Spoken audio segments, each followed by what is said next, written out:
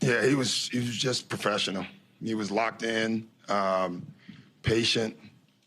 I told him our first three possessions were horrendous of the game. Like, I think the first three times anybody touched it, they shot it. And I was literally about to call a timeout.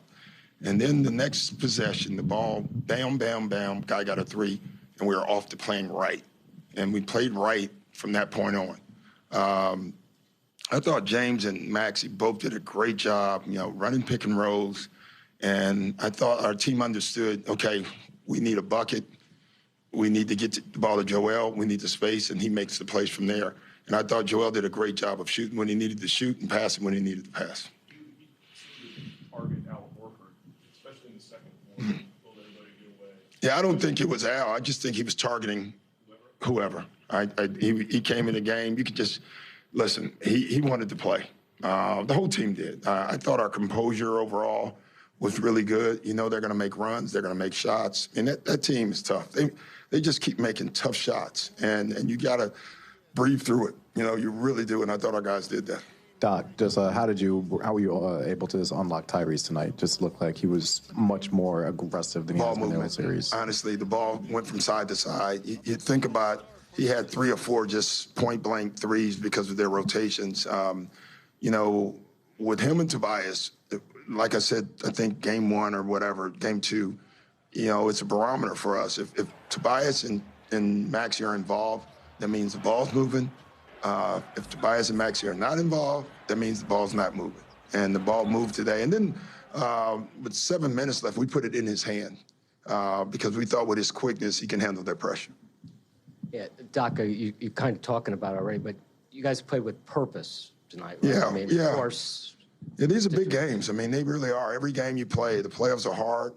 Winning's hard. And I just thought we played the right way. Guys who went out of the game was shaking the hands of the guy going in. Guys played to exhaustion.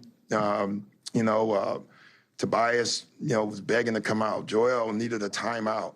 Daniel House gave me the European signal for substitution, which the whole locker room got a kick out of because I didn't know what it was. He walked over to me and was doing this, and we have an X play.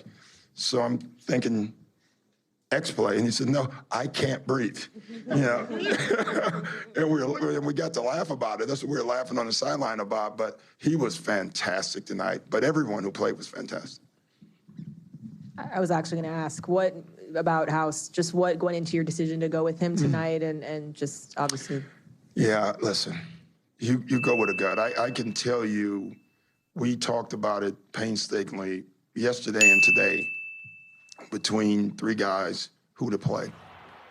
And I can tell you House was not the pick. But I just picked him. I just thought his size, I thought we needed size and we needed athleticism. And that's something that he has. And I also thought that he's the guy that has played with James the most. And he knows how to play with James. So I thought that was important. We saw as each of the guys walked off ahead of you, all of them came off with just stone faces, no celebrating. You said, we heard you say you haven't done anything yet. No, we haven't. Are you proud of that attitude that they're bringing off the floor? I'll let you know because we can say it, but you still got to do it. We were up 3-2. All right, that's it. All right, that's it. We have to get our rest and we have to get ready. Because they're going to come and play great, and we got to be able to sustain that and still win the game. She took your question? She did. Oh, damn it. What was the difference today in the second half compared to the second half in game 4? Because you guys are basically in the same spot. Yeah. Kept playing. I kept saying it. I said it in my pregame. It was all about the game's going to have ebbs and flows. We cannot stop playing. We cannot stand still. We have to keep going downhill. We got to keep the floor space, and we got to keep moving the ball. Thought we had 2 possessions where we didn't, and it was horrendous. And then we got back to just playing. We have so many guys that can shoot, all right? And if you get in the paint and make plays, those guys will make shots for you. And you mentioned James earlier. It seemed like he really, from the beginning, was able to set a really nice tone for you guys managing the game, even though he didn't get a ton of overall shot attempts. Yeah, I thought James was a magician tonight. If you were, I guess, I don't know, who calls the game, the pitcher or the catcher? Baseball. All right. Geez, guys, I thought you knew sports. All right. He called like a perfect game. He was aggressive early on when he needed to be aggressive, and then he kind of sat back and played and got everybody else involved. I thought he was unbelievable. Was there anything specific that got the pick and roll with him and Joel going? It seemed like you guys really got to that in a way that the pass game didn't. Yeah, spacing. Space better. We got to keep working on them because they just come from everywhere, and we just got to keep guys cutting in space. I thought it was our best cutting game. You know, in the other game, Joel would pop, the guy on the slot would stay there.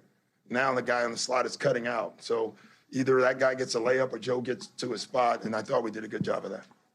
Doc, can you talk a little bit about your defensive game plan, especially early? It seemed like you mixed it up a lot. And, Yeah. I mean, obviously their shots didn't fall, but it seemed like you really kept Tatum and Brown kind of guessing at least. Yeah, we tried. I mean, listen, they're, as I said, they're unbelievable players, and they actually missed some shots we know that they can make, right? So we're thankful for those. And then the other ones, I thought our guys did a good job. We went from zone to man to trapping to run and jump. You know, we added run and jump more tonight than we have. It's the most we've done it. So I thought we did a pretty good job of it. I mean, what makes you go to that in a game? Just like rhythm. this? Just rhythm. I mean, they're too good, and we see it every night. And the more you see them, the more you realize it.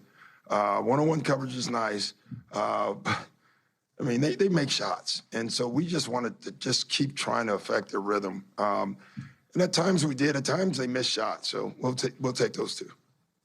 Doc, as much as we've talked about, Joel going to the nail, he did go to the post a decent amount, kind of to stop runs and things like that. I guess why was that, and why was he able to have success? Well, we felt good about it going in the last couple of games. They really haven't doubled a lot, and we work literally every single day on doubling Joe on the post. So we were ready if they did, and if they didn't, we felt like let Joe go to work. They didn't early, and he got it going.